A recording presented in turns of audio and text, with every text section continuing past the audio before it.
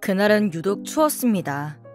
주말이라 평소 같으면 집에서 아이들을 보고 있었겠지만 거래처에 문제가 생겨서 아이들은 남편에게 맡기고서 급히 외근을 갔다 오는 날이었습니다. 몸을 잔뜩 웅크리고 바쁘게 걸어가는데 저 멀리 한 아주머니가 전단지를 돌리는 모습이 보였어요. 무심결에 지나치려는데 익숙한 목소리가 제 발길을 붙잡았습니다. 아유, 고마워요. 복 받을 거예요. 한 청년이 전단지를 받자 덕담을 건네는 그 목소리가 너무도 익숙해서 저도 모르게 전단지를 돌리는 분에게 다가갔습니다. 추운 겨울 장갑도 끼지 않은 맨손으로 전단지를 나눠주던 분은 놀랍게도 저희 친정엄마였습니다.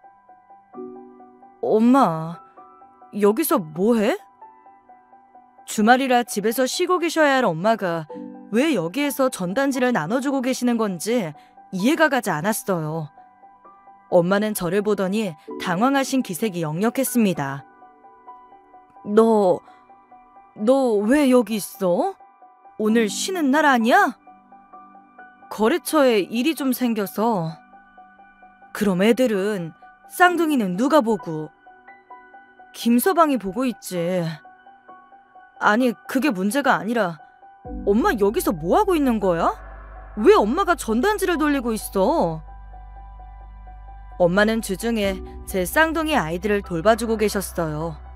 원래는 작은 미용실을 하셨지만 제가 일과 육아를 병행하기 어려워지자 저를 위해 선뜻 미용실을 접고 아이들을 도맡아 키워주고 계셨습니다. 모아놓은 돈이 좀 있으셨지만 그래도 아이 둘을 케어하는 동안은 일을 전혀 못하시니 매달 200만 원씩 챙겨드리고 있었어요. 혹시 그 돈이 부족했던 건가 싶어 여쭤보려는데 엄마가 먼저 말씀하시더군요. 아니, 집에만 있으면 뭐해. 심심하기도 하고 답답하기도 해서 운동 삼아서 나왔어. 그럼 그냥 헬스장 같은 데 가지. 왜 거리에서 찬바람 맞으며 고생하고 있어? 아휴, 뭐하러 그런데 돈을 써.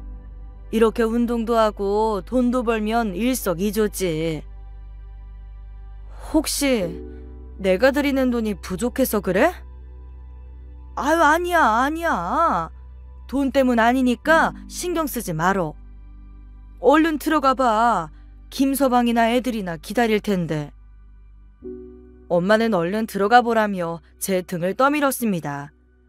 엄마는 거듭 돈 때문이 아니라고 운동 삼아 나온 거라고 말씀하셨지만 오히려 그렇게 강조하시는 게 더 이상했습니다. 집으로 가려던 저는 찝찝한 마음에 얼마 못 가 엄마와 친한 이웃 이모한테 전화를 걸었어요.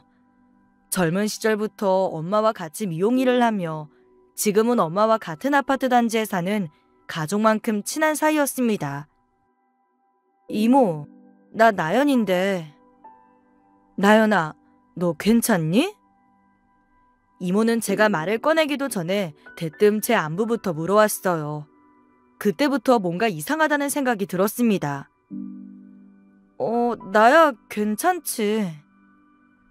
그래. 아유, 사업이라는 게 참 그렇다. 나야 뭐 작은 미용실 하나 하고 있으니 네가 하는 사업에 될 건 못 된다만 잘 될 때도 있고 안 될 때도 있고 그래. 너무 마음 쓰지 마. 저는 작은 사업체를 운영하고 있었어요. 다행히 정부 지원도 받고 최근에는 새로운 투자처도 찾아서 순항을 하는 중이었습니다. 그런데 이모는 마치 제 사업이 어려움을 겪는 것처럼 말씀하시더군요. 그게 무슨 소리야? 아니, 언니가 그러더만 너 요즘 힘들다고. 네 사업도 잘 안 풀리고 김서방네 회사도 어렵다고. 근데 나연아, 사실 너 엄마도 요즘 많이 힘들다. 애 둘 보는 게 그게 보통 일이니? 근데 병원비 번다고 주말에는 전단지까지 돌리고 있으니 저러다 네 엄마 쓰러지지는 않을까 걱정이다. 제 사업이 안 풀린다는 이야기도 남편 회사가 어렵다는 이야기도 저로서는 금시초문이었습니다. 게다가 주중에 아이들을 돌보는 것으로도 모자라서 주말에는 전단지까지 돌리고 있다니. 그것도 병원비 때문이라니. 이게 대체 무슨 일인가 싶더군요. 결국 저는 엄마에게 자세한 이야기를 듣기로 하고 전화를 끊었어요. 서둘러 엄마를 만났던 곳으로 돌아가니 엄마는 빨개진 손에 입김을 호호 불어넣으며 여전히 전단지를 돌리고 계시더라고요. 엄마, 나랑 이야기 좀 해. 아유, 깜짝이야. 왜 또 왔어? 집에 간 거 아니야? 엄마는 다시 나타난 저를 보고 깜짝 놀라셨어요. 저는 엄마를 모시고 근처 카페로 들어갔습니다. 방금 화자 이모랑 통화했는데 엄마 병원비 때문에 전단지 돌리는 거라며? 대체 무슨 일이야? 어디가 얼마나 아픈 건데? 왜 나한테 말 안 했어? 아유, 그것이 곳에 쪼르르 다 말했구만.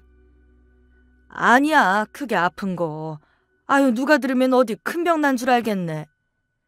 어깨에 석회가 생겨서 체해 충격파인가 뭔가 봤는데 그게 몇십인가 하더라고. 그 돈 벌려고 하는 거야. 아니, 그런 거면 말을 하지. 이 추운 날에 왜 전단지를 돌리고 있어? 말하면 뭐해. 너네도 많이 힘들다며. 괜히 속만 상하지. 그게 무슨 소리야? 그러고 보니 아까 이모도 비슷한 말을 한 게 떠올랐어요. 엄마는 제 눈치를 보시더니 조심스레 이야기를 꺼내셨습니다. 네 사업도 어렵고 김서방네 회사도 요즘 힘들다며. 월급도 동결된 지 오래라더니만. 근데 무리해서 나한테 한 달에 200씩 주고 있으니 도저히 생활이 안 된다고 털어놓던데. 누가? 김서방이? 그래서 나도 첫 달만 받고 다음 달부터는 안 받았지. 아, 딸이 그렇게 힘들다는데 어떻게 그 돈을 받아. 당분간 장모님이 좀 이해해달라고 정중히 부탁하길래 알았다고 했어. 나는 너도 당연히 아는 줄 알았는데. 그 순간 망치로 뒤통수를 세게 한 대 얻어맞은 기분이었습니다. 첫 달만 받았다는 엄마의 말씀과 달리 저는 다달이 남편 통장으로 200만 원을 붙이고 있었거든요. 그럼 그 돈은 다 어디로 사라진 건지 그 상황을 도무지 이해할 수 없었어요. 그럼 지금까지 돈 한 푼 안 받고서 애 둘을 봐주고 있었던 거야? 내 손주들 봐주는데 돈이 뭐가 중요해. 난 괜찮으니까 신경 쓰지 말어. 엄마는 그렇게 말씀하셨지만 괜찮다고 넘길 상황이 아니었습니다. 돈의 행방도 그렇거니와 엄마한테 드리라고 건넨 돈을 말없이 중간에서 가로챈 남편의 행태에 분노가 치밀어 올랐어요. 굳게 믿었던 만큼 배신감이 더 커서 그랬던 것 같습니다. 저는 엄마한테 다시 연락드리겠다고 말씀드리고 곧바로 남편에게 전화를 걸었어요. 하지만 전화가 연결되지 않았습니다. 잠시 후 시댁에 있다는 메시지가 와서 곧장 시댁으로 향했습니다. 도착하고 보니 시아버지는 외출 중이셨고 시어머니와 남편은 TV를 보고 있더군요. 쌍둥이는 마침 자고 있었습니다. 저는 남편을 작은 방으로 데리고 들어갔습니다. 당신, 우리 엄마한테 주기로 한 돈 그거 다 어떻게 한 거야? 갑자기 그게 무슨 소리야? 내가 우리 엄마 드리라고 매달 당신 통장으로 보낸 200만 원 그거 어떻게 한 거냐고. 아, 그거? 말 돌리지 말고 똑바로 말해. 내가 쓸 데가 좀 있어서 썼어. 뭐? 나한테 한마디 상의도 없이 그 돈을 썼다고? 어떻게 그럴 수가 있어? 어디다 썼는데? 그게... 그 뒤 이어진 남편의 이야기는 그야말로 황당 그 자체였습니다. 아니, 황당함을 넘어 분노가 치솟았어요. 자기 자식 봐주는 장모님께 드릴 수고비를 가로챈 것으로도 모자라 그 돈을 어처구니 없는 곳에 사용하고 심지어 이를 시댁 식구가 다 알고도 묵인했다는 사실에 저는 이혼을 결심했습니다. 나아가 뻔뻔한 시댁에게 피바람 몰아치는 복수를 강행했는데요. 모든 게 일단락된 지금 제 마음을 정리하는 차원에서 여러분들께 그 사연을 들려드리고자 합니다. 저는 작은 사업체를 하나 운영하고 있어요. 대학을 졸업하고 취업을 하는 대신 대학 동기와 함께 창업을 했거든요. 다행히 정부 지원도 받고 여러 사업에도 선정되면서 지금껏 사업체를 잘 꾸려오고 있습니다. 게다가 사업하는 저를 이해해주는 남편을 만나 결혼 후에도 무리 없이 일을 이어갈 수 있었네요. 남편은 중소기업을 다니고 있었는데 저보다 상대적으로 시간 여유가 있어서 바쁜 저를 대신해 집안일도 도맡아 해줬습니다. 그렇게 사업도 그럭저럭 잘 풀리고 남편과도 무탈하게 결혼 생활을 이어가던 중 쌍둥이를 갖게 되었어요. 계획된 임신은 아니었지만 남편이나 저나 나이가 있어서 기쁘게 받아들였죠. 하지만 막상 출산을 하고 보니 육아와 일을 병행하는 게 보통 일이 아니었습니다. 한동안 재택근무를 하긴 했지만 제가 대표다 보니 마냥 집에서 업무를 볼 수도 없었어요. 남편의 육아휴직도 고려해봤지만 중소기업이라 아무래도 눈치가 보인다고 하더라고요. 시댁은 어머님께서 몸이 약하셔서 아이들을 봐주실 상황이 아니었고 친정엄마 역시 작은 미용실을 운영하고 계셔서 아이를 맡길 수가 없었습니다. 결국 아이들을 어린이집에 맡기기로 하고 입소 상담을 다니는데 아이들이 너무 어려서 받아주는 곳이 없더라고요. 겨우 한 곳을 찾아 쌍둥이를 맡겼습니다만 너무 어린 나이에 단체 생활을 해서인지 하루가 멀다 하고 감기에 걸려왔어요. 아이들이 어느 정도 적응하면 회사에 나가려고 했지만 이대로라면 당장은 어려울 듯 했습니다. 게다가 매일 콧물이며 기침을 달고 사는 아이들을 보며 엄마로서 죄책감도 들었어요. 그렇게 이러지도 저러지도 못하고 속으로만 끙끙 앓고 있는데 하루는 친정엄마가 저희 집으로 찾아오셨습니다. 그러더니 이렇게 말씀하시는 게 아니겠어요? 걱정하지 말고 네 일 해. 애들은 내가 볼 테니까. 응? 엄마 미용실은 어쩌고? 미용실이야 잠깐 다른 사람한테 맡겨도 되고 정 안 되면 내놨다가 다른 데서 다시 열면 되지. 어떻게 그래? 엄마가 거기서 장사한 게 몇 년인데 단골도 많잖아. 아무리 단골이 중요해도 내 손주, 내 딸만큼 중요할까? 저 어린 것들이 맨날 감기약 달고 사는 것도 안쓰럽고 애들한테 매여서 전전긍긍하는 너도 보기 짠해. 뭐 나야 미용 기술이 어디 도망가는 것도 아니고 한 1, 2년 손주들이랑 시간 보내다가 다시 미용실 열면 돼.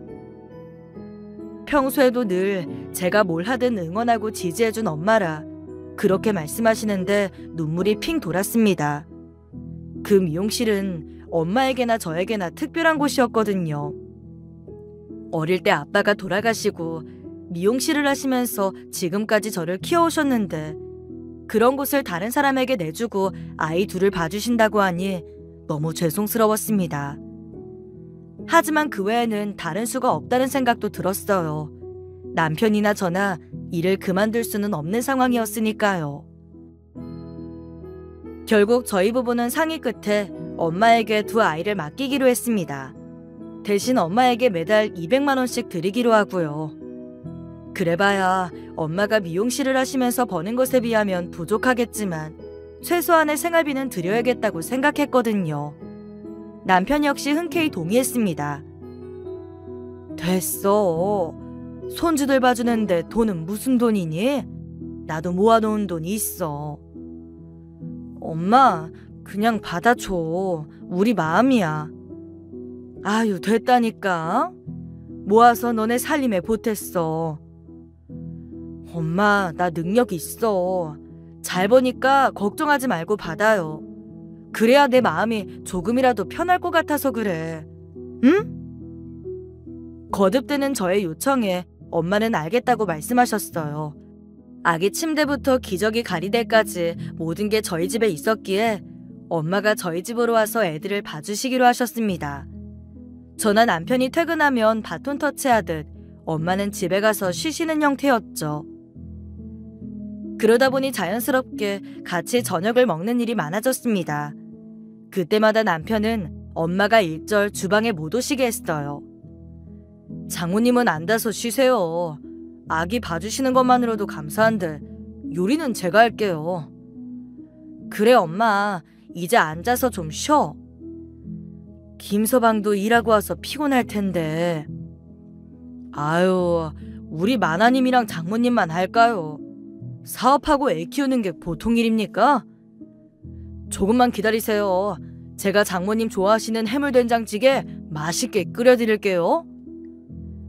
남편이나 엄마가 서로를 불편해하면 아이들을 맡기기 힘들었을 텐데 남편이 워낙 사근사근한 성격이라 흔히들 걱정하는 장모와 사위 간의 트러블은 전혀 없었습니다.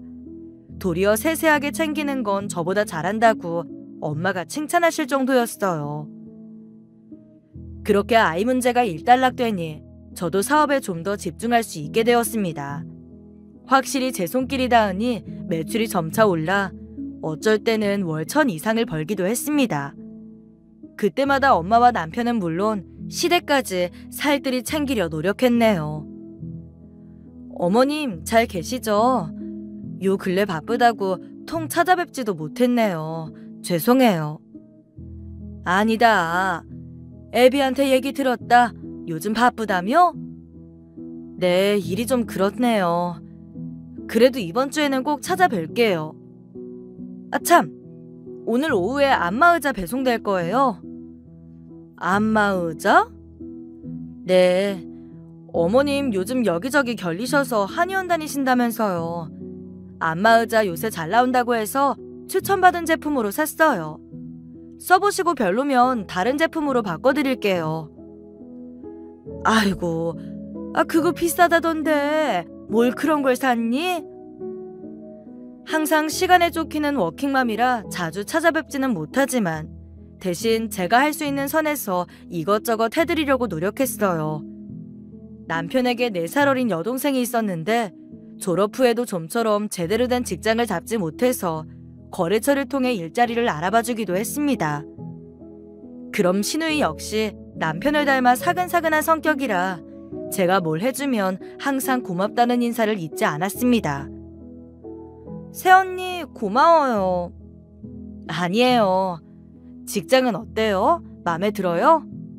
네, 대표님도 너무 좋으시고 연봉이나 복지도 다 마음에 들어요. 다행이네요. 제가 소개해줬다고 해도 아가씨 마음에 안 들면 어쩌나 걱정했는데.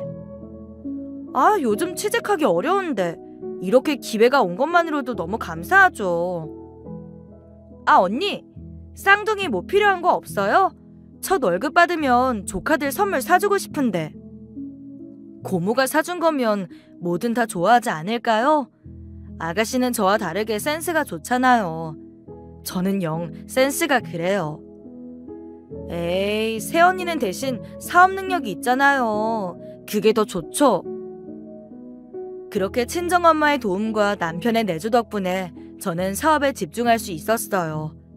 모든 게 순풍에 돛을 단 듯 순탄하게 풀리고 있었죠. 하지만 그건 모두 저의 착각이었습니다. 우연히 거리에서 전단지를 돌리는 엄마를 본 순간 뭔가 잘못되어 가고 있음을 직감했거든요. 그 시작점에는 남편이 있었습니다. 저희 집 생활비는 남편이 관리하고 있었거든요. 사업을 하면서 제가 집안의 짜잘한 일들까지 챙기기는 힘들어서 서로 합의하에 결정한 일이었어요. 그래서 엄마에게 드리기로 한 200만 원 역시 매달 남편의 계좌로 넣고 있었습니다. 저는 한 번도 빼먹은 적이 없는데 정작 받아야 할 엄마는 첫 달 이후로는 받은 적이 없다고 하시니 진실은 남편에게 확인해야 했네요. 제가 엄마에게 드리기로 한 200만 원을 대체 어떻게 한 거냐고 따져 묻자 남편은 눈에 띄게 당황했습니다. 자기가 쓸 데가 있어서 좀 썼다고 둘러대더군요. 저한테 한마디 상의도 없이 그랬다는 사실도 어이가 없었는데 그 뒤에 이어진 이야기는 더욱 가관이었습니다. 그게 수진이 곧 결혼하잖아. 아가씨 결혼하는 게 왜? 제 소개 덕분에 취업한 신우이는 곧바로 결혼정보회사를 찾아갔어요. 여자는 나이가 경쟁력이라고, 한 살이라도 어리고 예쁠 때 결혼해야 한다는 시어머니의 지론 때문이었죠. 참 시대착오적인 생각이지만 옛날 뿐이니 그러려니 했습니다. 그 후 업체를 통해 몇몇 사람을 소개받고 그중 괜찮은 사람을 만나 결혼을 서두른다는 이야기는 저도 들었습니다. 그런데 왜 여기서 신우이의 결혼 이야기가 튀어나오는지 의아했어요. 그 남자 직업이 변호사래잖아. 판사 검사만큼은 아니지만 그래도 변호사 사비 들이는데 우리 집에서도 힘을 좀 줘야 되지 않겠어? 집이랑 차는 아버지랑 어머니가 어떻게든 해보신다는데 하나밖에 없는 오빠가 가만히 있을 수 없잖아. 그게 무슨 소리야? 난 당신이 무슨 소리 하는지 이해가 안 가는데? 수진이 취업한 지 1년도 안 됐잖아. 당연히 모아놓은 돈도 별로 없을 거고 아버지랑 어머니가 차랑 집을 해주신다기에 혼수는 내가 책임지겠다고 했지. 설마 그걸 우리 엄마 드릴 돈으로 했다는 거야? 그럼 어떡해. 다른 돈이 없는데. 신우이 혼수를 저와 이런 방구 상의도 없이 자기가 하겠다고 나선 것도 어이가 없었습니다만 그걸 심지어 저희 엄마 드릴 돈으로 충당했다는 사실에 어찌나 기가 막히던지 순간 아무 말도 나오지 않았습니다. 당신 지금 그걸 말이라고 하는 거야? 그게 그냥 돈이야? 우리 엄마 애들 봐준다고 하던 미용실도 다 접으시고 애들한테 매달려 있어. 당장 생활비 한 푼 못 벌고 계신다고. 근데 어떻게 그걸 가로챌 생각을 해? 아니 장모님은 그 뭐야? 미용실 넘기시면서 권리금 같은 거 받으셨을 거 아니야. 당분간 그걸로 생활하시면 되는데 수진이 혼수 비용은 당장 마련할 곳이 없잖아. 좀 융통성 있게 돈을 쓴 거지. 우리 엄마가 미용실을 넘기시면서 권리금을 받든 말든 그건 엄마 돈이고 우리가 매달 드리는 돈은 엄마가 우리 애들 봐주시는 데 대한 수고비로 드리는 거잖아. 그걸 왜 여기다 엮어? 손주 예뻐서 그냥 봐주실 수도 있지. 뭐 꼭 돈을 받아야 돼? 그럼 결혼을 하든 말든 혼수 비용은 아가씨가 알아서 할 일이지. 그걸 왜 당신이 신경 쓰는데? 가족이잖아. 하나밖에 없는 오빠이고. 우리 엄마는 남이니? 아니, 남한테도 이렇게는 안 해. 돈을 쓴 것도 어이없는데 이게 왜 잘못인지 모르는 남편의 뻔뻔한 태도에 화가 나서 저도 모르게 빽 소리를 지르고 말았어요. 그 소리에 놀란 시어머니가 저희가 있는 방으로 들어오셨습니다. 아이고, 대체 무슨 일들이니? 왜 이렇게 큰 소리가 나? 어머님, 죄송해요. 제가 좀 흥분을 해서. 아무리 시댁 알기를 우습게 알기로써니 이렇게 내 집에서 큰 소리까지 내야겠니? 네? 그게 무슨 말씀이세요? 시댁에서 소리 높여 싸운 건 분명 잘못한 일이기에 어머님께 정중히 사과를 드리려는데 어머님이 갑자기 엉뚱한 말씀을 꺼내셨어요. 제가 시댁을 무시했다니 이게 대체 무슨 소린가 싶었습니다. 제가 시댁을 무시하다뇨. 괜히 우리 진수랑 큰 싸움 날까봐 여태 참고 있었다만 사부인 돈 좀 못 챙겨드린 게 그렇게 목소리까지 높일 일이니? 너 나한테는 10원 한 푼 준 적 없잖니? 근데 사부인한테는 매달 200씩 그건 좀 과하다고 생각하지 않니? 어머님, 그게 무슨 말씀이세요? 제가 친정엄마한테 드리는 건 그냥 드리는 돈이 아니잖아요. 저희 엄마 쌍둥이 보느라 일도 못하시고 종일 저희 집에 매여 계세요. 제가 드리는 건 용돈이 아니라 수고비예요. 사람 써서 애 봐달라고 해도 그 돈 들고요. 아니, 그보다 더 들죠. 저희 엄마니까 이해하고 봐주시는 거예요. 그 갓난쟁이들 보는 게 뭐 그리 어렵다고 200씩이나 받아가니? 나 같으면 니네가 돈 준다고 해도 안 받겠다. 그걸 넙죽 받겠다고 하는 사부인도 나는 좀 문제가 있다고 본다. 명백히 남편이 잘못한 상황에서 도리어 돈을 받는 저희 엄마를 이상한 사람으로 몰아가는 시어머니를 보며 속에서 저도 모르게 화가 치밀었습니다. 저는 힘주어 말했어요. 엄마도 처음엔 안 받겠다고 하셨어요. 근데 저랑 남편이 그건 아니라고 생각해서 드리는 거고요. 그럼 어머님이 저희 쌍둥이 봐주세요. 제가 매달 200씩 챙겨드릴 테니까요. 내가 너네 엄마랑 같니? 나는 다리도 안 좋고 허리도 안 좋은데.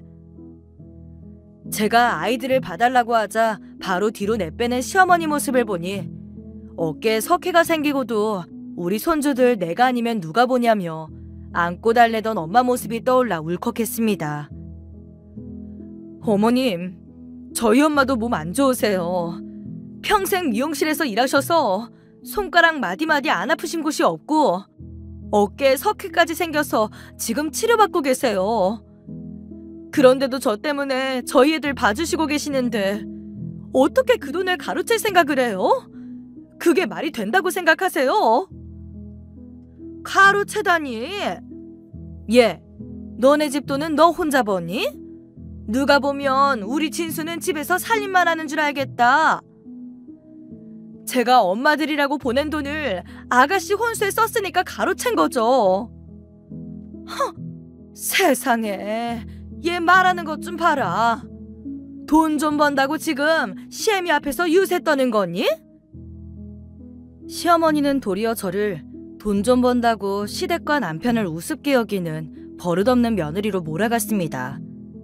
저는 황당하고 어이가 없었어요. 행여 그렇게 생각할까봐 더욱 각별히 시댁을 챙겨온 제 자신이 순간 바보같이 느껴졌습니다. 어머님, 정말 서운하네요. 유세라니요? 그럼 제가 어머님 아버님 생각해서 해드린 게 그간 다 유세로 보이셨어요? 그럼 아니니? 네 엄마한테는 매달 200씩 주고 우린 그깟 안마의자 하나 딸랑 사주고.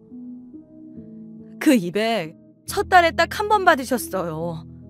그리고 어떻게 애들 받은 수고비랑 제가 어머님 아버님 생각해서 사드린 안마의자를 비교하세요? 참, 그렇게 따지니까 제가 불효녀네요. 시댁 챙기느라 저희 엄마는 안마기 하나 못 사드렸으니까요. 뭐? 너 지금 시엠이랑 싸우자는 거냐? 말을 하면 할수록 감정에 격해져서 저도 모르게 목소리가 커졌어요. 시어머니도 감정에 격해졌는지 숨을 몰아쉬셨죠. 다행인지 불행인지 그 무렵 아이들이 깨어나서 상황은 강제적으로 중단이 됐습니다. 남편은 더 두면 큰 싸움이 되겠다고 생각했는지 저보고 먼저 집에 넘어가 있으라고 하더군요. 이 일은 집에 가서 다시 이야기하자고 했습니다. 저 역시 시댁에서 더 싸우는 건 아닌 것 같아서 먼저 시댁을 나왔습니다. 제 차에 앉아있는데 분이 풀리지 않았어요. 이대로 운전대를 잡으면 큰 사고가 날 것 같았네요. 그렇게 감정이 가라앉기를 기다리고 있는데 문득 당사자인 신우이는 이 모든 사실을 알고 있는지 궁금해졌습니다. 그때 마치 제 마음을 읽기라도 한 것처럼 신우이에게 전화가 걸려왔어요. 저는 망설임 없이 전화를 받았습니다. 새언니, 죄송해요. 신우이는 첫마디에 사과부터 했습니다. 그러자 제 감정이 조금은 누그러졌어요. 원래는 전화를 받자마자 쏴댈 생각이었는데 사과를 하니 일단 신우이의 말을 들어보기로 했습니다. 뭐가요? 오빠한테 얘기 들었어요.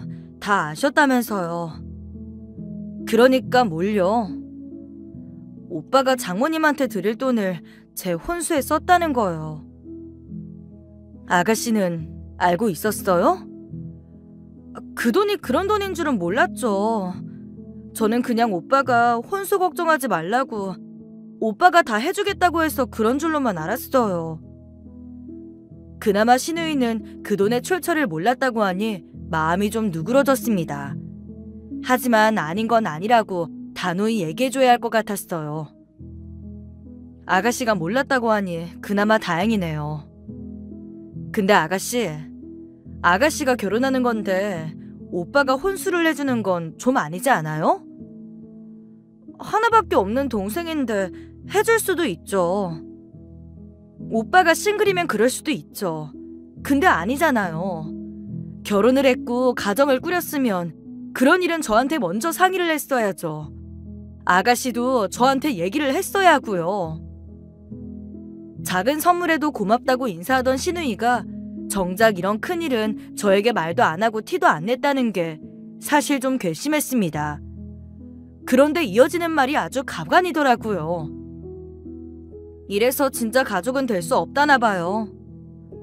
네? 그게 무슨 말이에요? 제가 언니 친동생이었음 이랬겠어요? 더한 것도 해줬겠죠.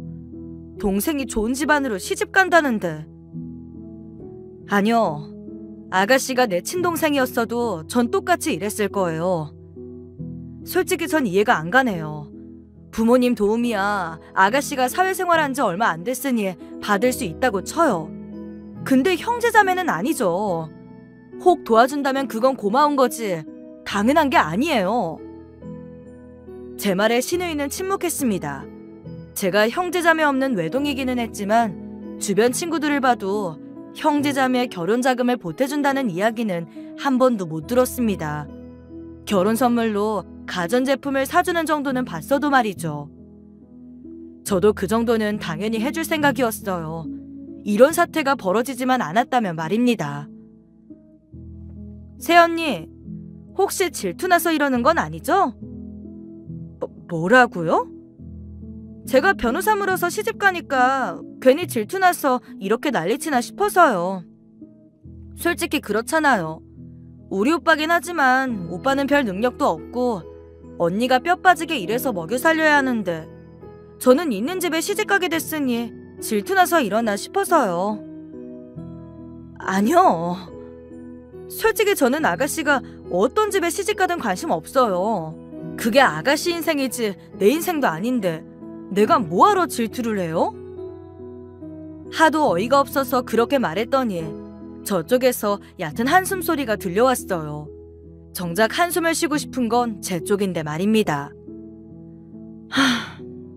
그럼 그냥 투자라고 생각하세요. 투자요? 언니는 그렇게 말해도 사람 일이 그렇지 않거든요. 제가 좋은 집안에 시집가면 오빠나 새언니 인생에도 보탬이 될 테니까 투자라고 생각하시라고요.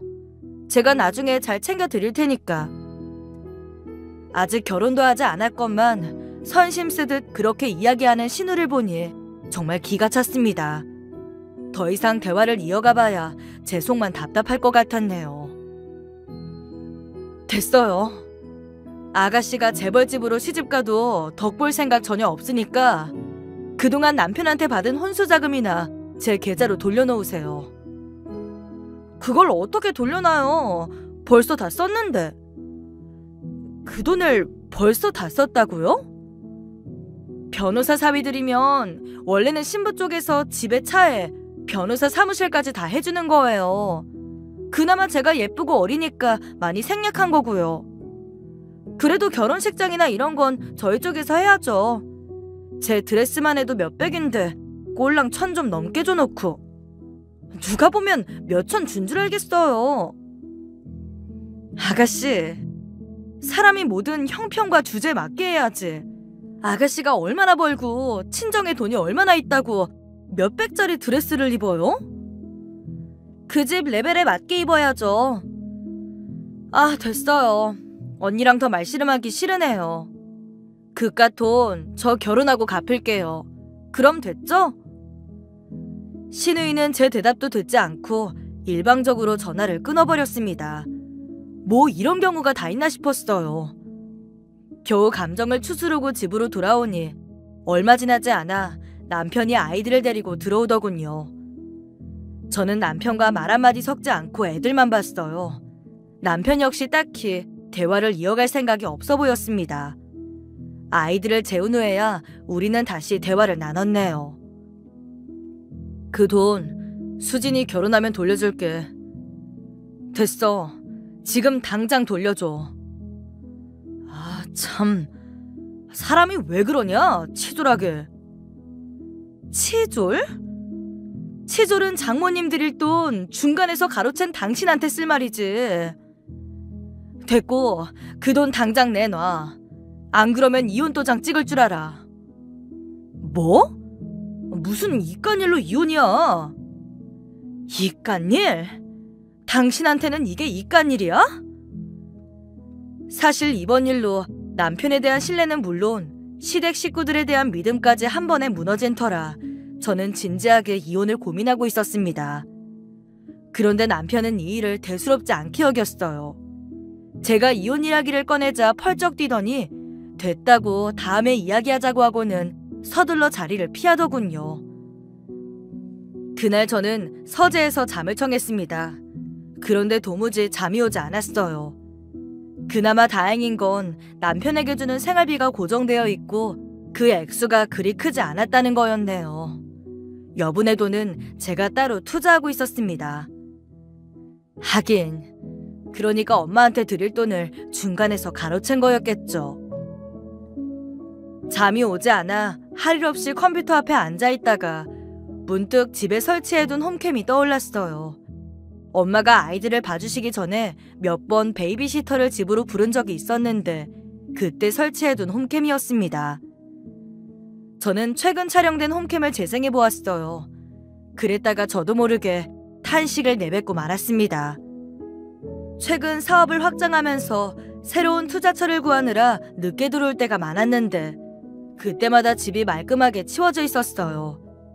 저는 당연히 남편이 했다고 생각했습니다. 회사 일 끝나고 집안일까지 하느라 피곤하다며 남편이 생색을 내곤 했으니까요. 그런데 홈캠에는 전혀 다른 광경이 찍혀 있었습니다. 퇴근한 남편은 욕실에서 씻고 나와서는 안방으로 휙 들어가 버렸어요. 아이들을 돌보며 집안일까지 한 건 바로 저희 친정엄마였습니다. 아이들 보랴 청소하랴 설거지하랴 한시도 쉬지 않고 종종거리는 엄마를 보니 대체 내가 무슨 불효를 저지른 건가 싶어 눈물이 핑 돌더라고요. 그것도 모르고 바보처럼 남편의 말만 믿은 제가 한심했습니다. 동시에 남편에 대한 배신감과 분노는 더욱 커져갔어요. 이대로 있으면 무슨 일이라도 벌일 것 같아서 감정을 좀 추스르기 위해 서재에서 나왔는데 거실에서 남편이 누군가와 통화하는 소리가 들리더라고요. 집안이 워낙 조용해서 상대 목소리도 생생히 들려왔습니다. 상대는 바로 신우이였어요. 야, 어떡하냐? 너네 새언니가 이혼하자는데. 그럼 이혼해. 뭐? 야, 난 그럼 뭐 먹고 사냐? 회사도 간당간당한데. 새언니 돈 많잖아. 이혼하면 절반은 오빠 거고. 그 돈으로 좀 쉬면서 지내다가 돈 떨어지면 우리 그이 변호사 사무실에 취업하면 되지 뭐가 문제야? 그래? 나 거기 취업해도 돼? 참 어처구니 없게도 남편은 아이들 생각은 않고 오로지 돈 때문에 저와의 이혼을 망설이고 있었습니다. 여기까지 들으니 더는 남편과 결혼 생활을 이어갈 마음이 들지 않았어요. 그나마 아이들 때문에 잠시 망설였습니다만 이런 순간조차 아이들은 안중에도 없는 아빠 밑에서 자라봐야 좋을 게 없어 보였습니다. 저는 그날부터 이혼 소송을 준비했습니다. 상담을 받아보니 남편의 귀책 사유가 명백했기에 위자료도 받을 수 있다고 하더군요. 문제는 재산 분할이었는데 이 역시 제가 결혼 전 형성한 재산이 대부분이었기에 특유 재산에 해당된다고 보고 분할을 최소화할 수 있다는 답변을 받았습니다. 마지막으로 남은 건 이 모든 일의 근원이 된 신우이에 대한 복수였어요. 저는 신우이에 대한 복수와 남편과의 이혼을 계획하며 신우이의 상견례 날을 기다렸습니다. 그리고 드디어 대망의 상견례 날이 찾아왔어요. 저는 친정엄마에게 쌍둥이 둘을 맡기고 남편과 함께 호텔 레스토랑으로 향했습니다. 그 전까지 남편과 저는 계속 서먹한 관계를 유지하고 있었어요. 남편도 신우이 말을 듣고 이혼으로 마음을 굳힌 건지 그간 자기가 참고 살았다 돈 잘 버는 마누라 비위 맞추느라 힘들었다는 말을 대놓고 했습니다. 그러거나 말거나 저는 대꾸도 하지 않았어요. 저 역시 이미 마음먹은 후였으니까요. 상견례 당일 저와 시댁 식구들이 먼저 한식당에 도착했고 얼마 지나지 않아 시누이 사돈될 분들이 나오셨어요. 그쪽은 남편 될 사람 밑으로 대학생쯤 되어 보이는 여동생이 있었습니다. 시어머니와 시누이는 아침부터 미용실이라도 다녀온 건지 머리와 얼굴에 잔뜩 힘을 주고는 상대 집안에 잘 보이려 온갖 알랑방귀를 끼고 있었네요. 시어머니는 사위 될 사람을 입이 마르도록 칭찬했고 시누이는 예비 시부모와 남자친구를 챙기느라 정신이 없었지요. 식사가 얼추 마무리되고 덕담이 오고 가고 있었어요. 이번에는 제가 시누이에게 덕담을 할 차례가 왔습니다. 아가씨, 결혼 너무 축하드려요. 세상에 어쩜 이렇게 좋은 집안을 물어왔는지.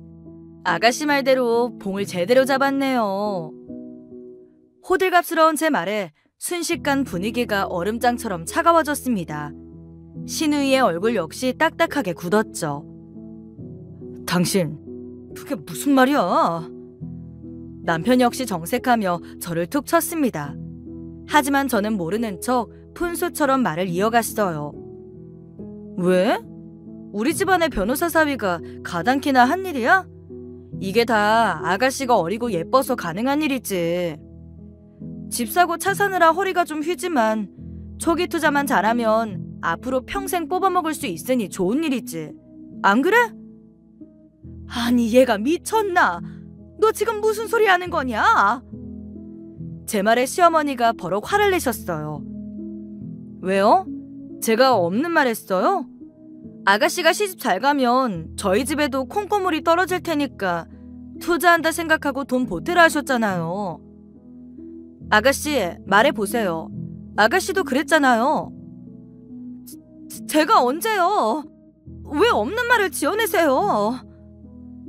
제 물음에 아가씨는 얼굴이 빨갛게 달아올라서 되물었어요. 그래요?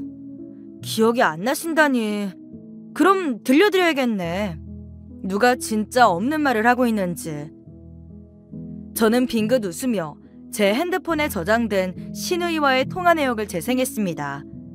사업을 하는 터라 상대방과 통화한 내역은 자동 녹음되게 설정해 두었는데 이걸 이렇게 쓰게 될 줄은 저도 몰랐습니다. 곧 아가씨의 생생한 목소리가 식당에 울려 퍼졌어요. 그깟 돈 얼마나 된다고. 연락 좀 그만하세요. 결혼하면 당장이라도 갚을 테니까. 누구 돈으로요? 남편 돈으로요? 결혼하면 그 사람 돈이 제 돈이죠. 아가씨는 돈 때문에 결혼해요? 그럼 왜요? 그렇게 키 작고 못생긴 남자랑 키스할 때마다 토 나올 것 같은데 꼭 참는 이유가 뭔데요?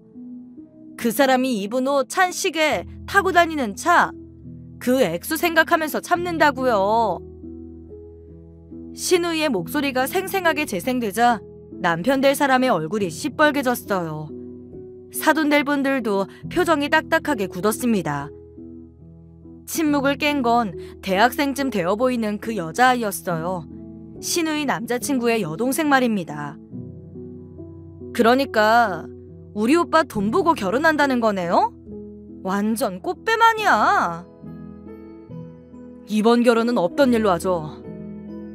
그 말에 얼굴이 시뻘개진 남자가 그 한마디를 하곤 자리에서 일어났습니다. 그러자 얼굴이 하얗게 질린 시누이가 얼른 따라 일어났어요.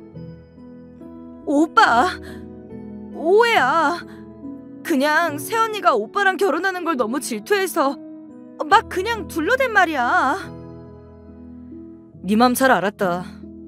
비비 상하는데 여태 참고 만나느라 고생했네.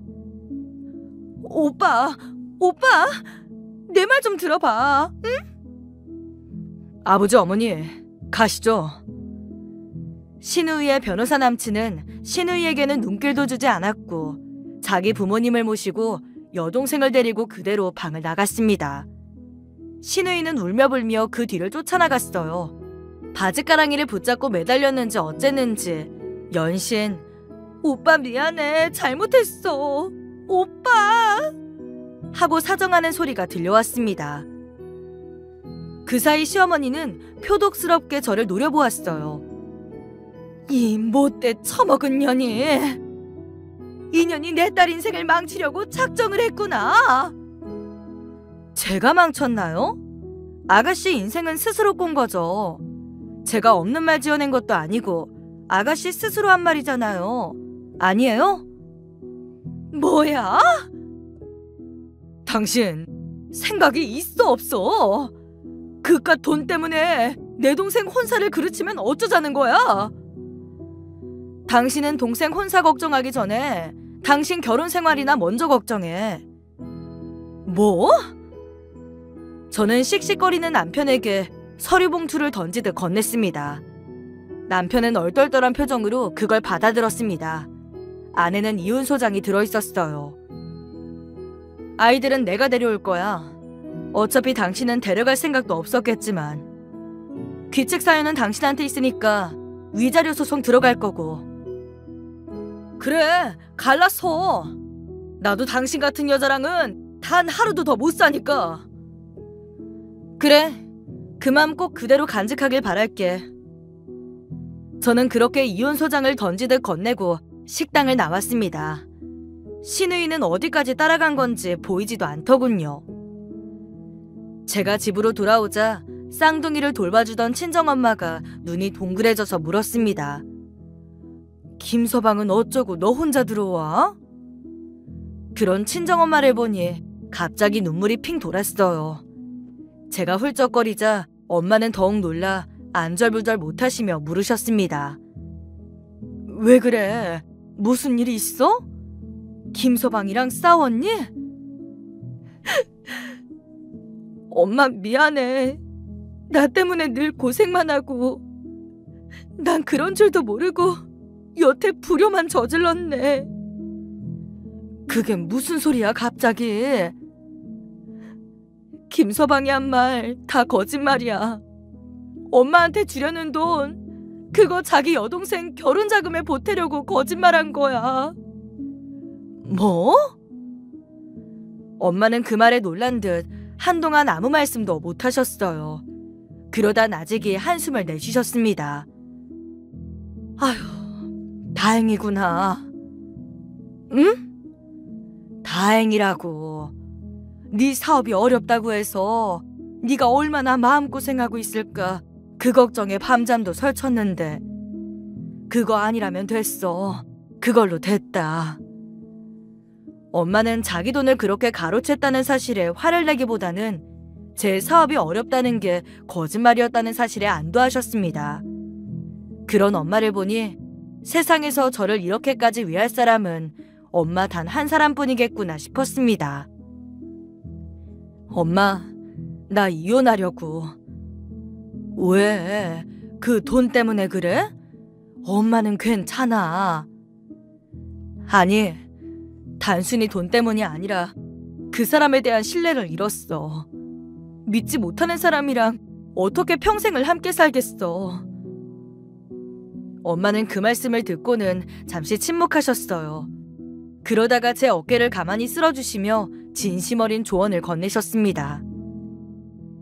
네가 그렇게 생각했으면 그렇게 해. 네 얼굴 보니까 하루 이틀 고민해서 내린 결정은 아닌 것 같고 그럼 그렇게 해야지. 문득 제가 취업 대신 사업을 한다고 결심했을 때도 똑같이 말씀하신 게 떠올랐어요. 제 얼굴만 보시고도 하루아침에 결정한 게 아니라는 걸 알아차리고는 말없이 응원해주신 그때처럼 엄마는 이번에도 제 결정을 믿고 따라주셨습니다. 덕분에 저는 마음의 짐을 덜고 이혼을 진행할 수 있었네요. 그 사이 신우 집안은 그야말로 풍비박산이 나 있었습니다.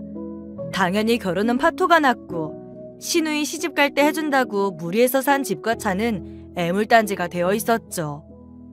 그나마도 온전히 산 게 아니고 은행 대출을 잔뜩 받은 터라 매달 적지 않은 돈을 이자로 내고 있다고 하더군요.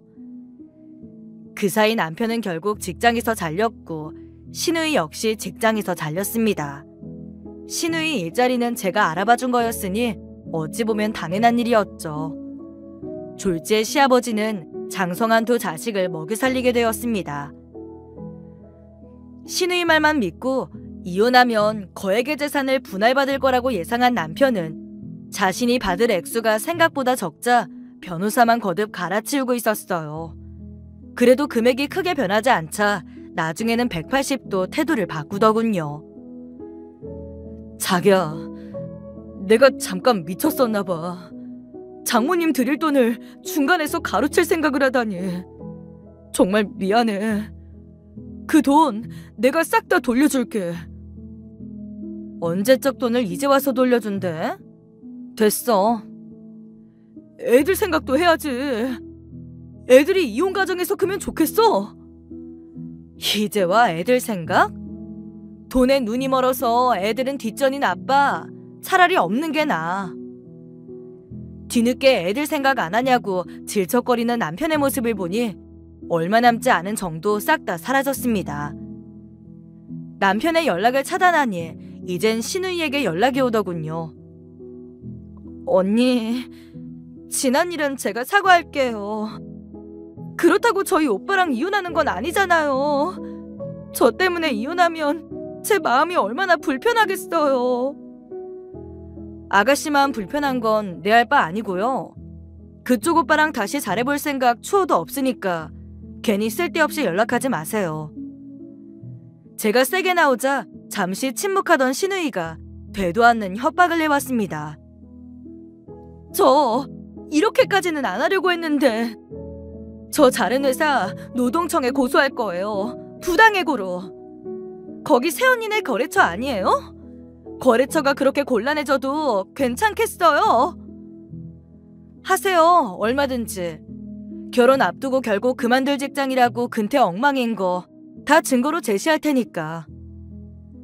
상대를 봐가면서 덤벼야지.